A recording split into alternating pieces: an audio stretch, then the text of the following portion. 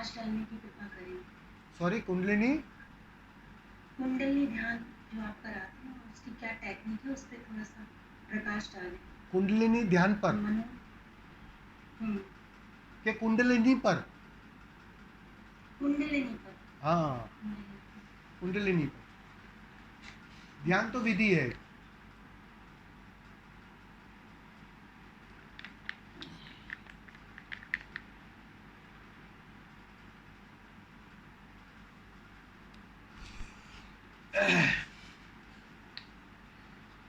स्वामी जी का प्रश्न है कुंडलिनी पर, कि कुंडलिनी के संबंध में कुछ प्रकाश डालें।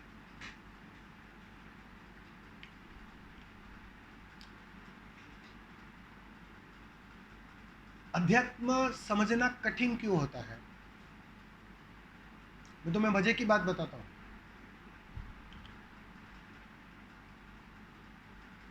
परमात्मा को जानना समझना कठिन है, अध्यात्म को समझना कठिन है, लेकिन आध्यात्मिक होना आसान है, परमात्मा होना आसान है।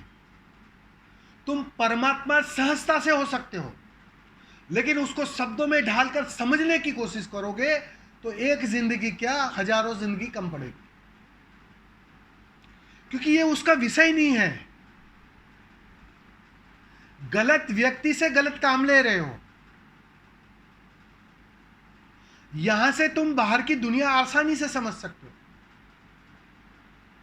लेकिन परमात्मा के होने को समझने के लिए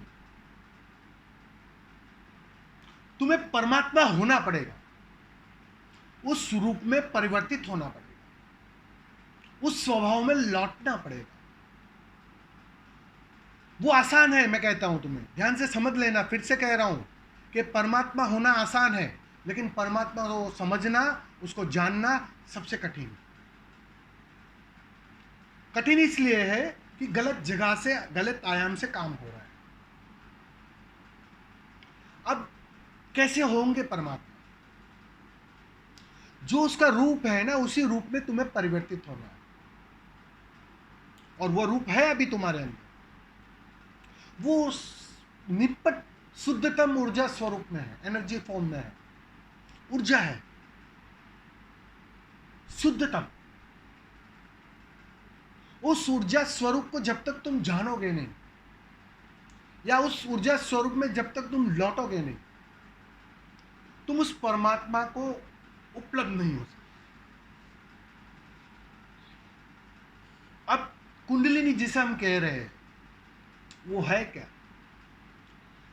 वो उसी जो तुम्हारे अंदर, जो बीज के अंदर छुपा होता है ना, वृक्ष पूरा, वैसे तुम्हारे यहां नाभि के पास एक कुंडलिनी है, जहां ऊर्जा का स्रोत है, ऊर्जा मौजूद है, जिसे हम कहते हैं कुंडली मारकर सर्प बैठा हुआ है, वैसे ऊर्जा बैठी हुई। अब उस ऊर्जा को पहले छेड़ना पड़ता है, उसे जगाना पड़ता है, क्योंकि यहां मजे की बात है, जिसको तुम खोज रहे हो, जिसकी तुम तलाश करना चाह रहे हो, जिसमें तुम जीना चाह रहे हो, वो उसी की मदद से होता है। परमात्मा ही परमात्मा हो सकता है। मजे की बात यह है, थोड़ा ये बात समझ में की कोशिश करना। जब तक तुम ऊर्जा का सहारा ना लोगे, तो तुम ऊर्जा हो, उसकी अनुभूति करना कठिन है। बिना ऊर्जा के वो हो नहीं सकता। तुम्हारे हाथ पैर शरीर या मन के माध्यम से वो हो नहीं सकता। वो तो ऊर्जा का ही खेल है, क्योंकि यहां दूसरा है नहीं, यहां दूसरा कोई तत्व है ही नहीं सिवाय ऊर्जा के। वो चाहे टेबल हो, चाहे तुम्हारी कुर्सी हो, चाहे तुम्हारी मूर्ति हो, कुछ भी हो, वही ऊर्जा है, वही एक है, जिसे कि जानने वालों ने बात की है, वो है ऊर्जा। अब ऊर्जा को जानने के लिए पहले तुम्हें अपने भीतर की उस ऊर्जा को एक्टिव करना होगा, उसे जगाना होगा, और उस जगाने का जो स्टोरेज, मतलब वो जो ऊर्जा जहां जमा है, उस स्थान को हम कुंडलिनी कहते हैं। शुरू शुरू में ध्यान करते करते हम पहले कुंडलिनी पर चोट करते हैं। जितनी कुंडलिनी पर चोट होती है उतनी वहां की ऊर्जा जागृत होने लगती है। पहले कमजोरी होती है क्योंकि ऊर्जा थी नहीं, इसलिए हम सहारा लेते हैं, रोप का सहारा लेते हैं, किसी गुरु का सहारा लेते हैं, किसी स्थान का सहारा लेते हैं, पिरामिड का सहारा लेते हैं, माला का सहारा लेते हैं, मंदिर का सहारा लेते हैं।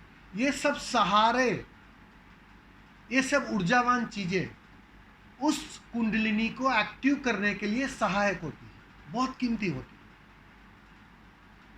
अब जैसे जैसे चोट पड़ती है कुंडलिनी पर, वैसे वैसे वह कुंडलिनी जागृत होने लगती है, उसकी ऊर्जा ऊर्ध्वगामी स्वभाव है ऊर्जा का, ऊपर की ओर उठना, वो अपने से ऊपर की ओर बहना शुरू हो जाती है।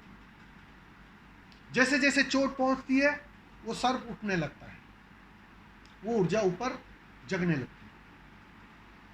अब जितनी मात्रा में वो ऊर्जा बाहर फलित होती है, बाहर आती है, या कहो ज्यादा से ज्यादा ऊपर आती है, ऊर्ध्वगामी होती है, उतनी मात्रा में तुम्हें बाहर के सहारे की अब जरूरत कम पड़ने लगती है।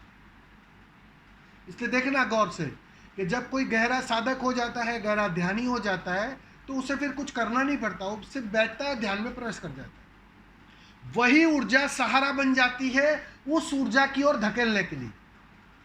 वही ऊर्जा, क्योंकि वो एक ही है, जो अंदर का खजाना है और अस्तित्व का जो खजाना है वो एक ही है। बाहर भी वही सागर है और मछली के भीतर भी वही सागर, बस तुम उस सागर को छेड़ रहे हो। ये है कुंडलिनी।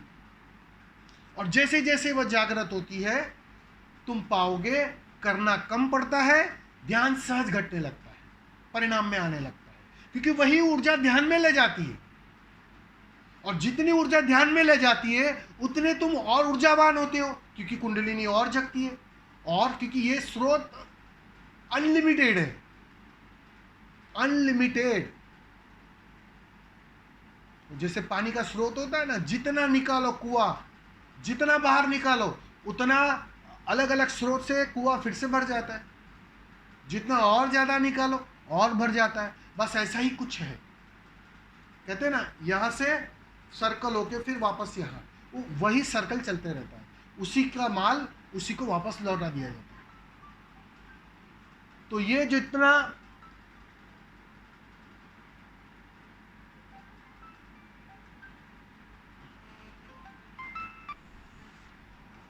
तो ये स्रोत जैसे जैसे खुलने लगता है वैसे वैसे तुम ऊर्जावान होने लगते हो। जैसे जैसे ऊर्जावान होने लगते हो बाहर के साधनों की कम रिक्वायरमेंट रहती है और तुम उस अस्तित्व से जुड़ने लगते हो। तो इस ऊर्जा से उस असीम ऊर्जा तक जोड़ने की जो प्रक्रिया है वो कुंडलिनी के माध्यम से होती है। तो उस कुंडलिनी को तुम्हें, उस स्रोत को तुम्हें तोड़ना पड़ता है। उस सुसुप्त बैठी हुई, सोई हुई तुम जगाते। अध्यात्म का मतलब ही इतना है, उस सोई ऊर्जा को जगाते, जगती है। जैसे जैसे वो जगती है, ऊपर आती है, उस असीम ऊर्जा के साथ वो एक होने लगती है, क्योंकि दोनों का स्वभाव एक है। पानी पानी मिल जाए, तुम मिल नहीं सकते परमात्मा से। वो ऊर्जा जगती है, उस स्वरूप में तुम परिवर्तित होने लगते हो, तुम्हारा स्वरूप ऊर्जा स्वरूप बनने लगता है, और वह ऊर्जा मिलती है उस परम से, सहस्त्रार के माध्यम से जुड़ जाती है। वो दोनों मिल सकते हैं, ऐसी है। इसलिए ये है कुंडलिनी। कुंडलिनी कोई किसी गलत प्रिडिक्शन में मत चले जाओ। कुंडलिनी अगर संक्षेप में कहूं ना, सिंपल भाषा में, परमात्मा का छोटा रूप। मौजूद है, भीतर ही मौजूद है। उसको उघाड़ते हो, खोलते हो, वो फैलता है और उस असीम से मिल जाता है। उसके लिए माध्यम बनता है कुंडली। ये होती है कुंडली।